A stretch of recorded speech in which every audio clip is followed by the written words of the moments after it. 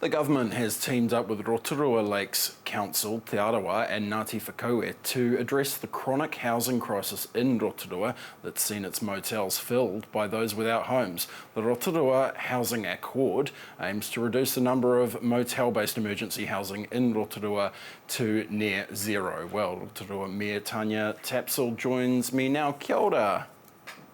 Kia ora. Listen, tell us how the Accord will actually work to reduce the use of motels for emergency housing. The Accord is a great first step because what we're doing is coming together as government, council, but also with our local iwi mana whenua partners to make sure that we do have a plan out of this. Now, we will reduce motels. Only way we can do that is by ensuring that it is Rotorua locals only going into motels, but also ensuring that we're building our way out of this, which is why the government and iwi are very important partners for us at council, so we can build more homes that are needed here in Rotorua. So what does that look like, Papa Kainga? How much funding goes to it? A significant amount of funding. Already government have invested over $100 million into Rotorua alone. This partnership ensures that as the government makes decisions on investment, that we have a local voice at the decision-making table. So there will be some social and transitional homes, but remember this is housing across the spectrum. So what we expect to see is also investment into the infrastructure that's necessary to build more homes, which is often the reason why we haven't been able to in the past. Where will you put the public housing? Because I remember there were councils trying recently to convert some reserves and stuff like that into public housing. Where are they actually going to go? And are people going to be down with that? Yes, so I did stop the decision to sell the reserves. Our public green spaces are important as green spaces, but this is why our iwi partners are so important at the table as well. They have land that is available for development with aspirations to house their own people too. So we'll be looking at that privately owned land that is available. Also bearing in mind that in Rotorua we are in the middle of a beautiful caldera that does unfortunately restrict where we can buy homes. So there is a land shortage. But what we're going to do is also increase intensification. So use the land that we do have more wisely. So building up. We know this time last year there were around 372 people in the emergency housing accommodation. What are the numbers at the moment?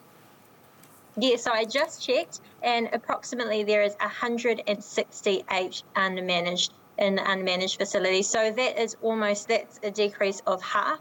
What we've also seen is a great result already, which motels that are being used for emergency housing have decreased by 20 motels. Now, if you're sitting at home saying that sounds a lot, there was a lot of motels being used, but this is a significant first step. What is really pleasing is the ministers and the government have committed to reducing the use of motels for emergency housing in general. So Rotorua is a great tourism destination, so as well as housing those in need, we also need to be remembering that we need to keep attracting people to visit Rotorua because that is our jobs in our local economy and we're still a great place to visit. How long does it take to build a house? Because this government's pretty notorious for taking quite a while. When are these people going to actually get into housing and where are they going until then?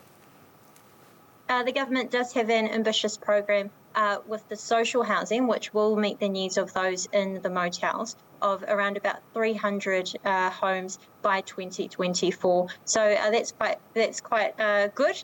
And I think usually to build a house, we see that happens within 1 to 2 years. Here at the council, we have seen a huge progress. We are fast-tracking builds as much as possible. We've had an increase in 150% of consents of houses being built. So we're kicking on here in Rotorua.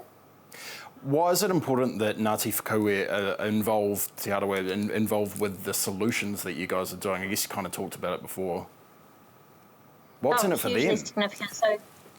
So they are mana whenua of the area. So if we're looking at this from a treaty perspective and tino rangatiratanga or self-determination, it's really important that our mana whenua have a say in where homes are being built. It was quite difficult for many people, including iwi, when we were having people from out of town placed into our motels. So having them at the table guarantees that we will be looking after our own.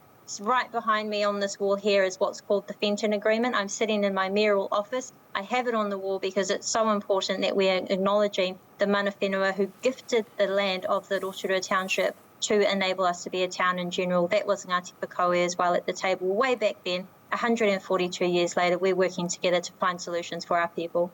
Rotorua Mayor Tanya Tapsell, thanks very much for your time. Kia ora.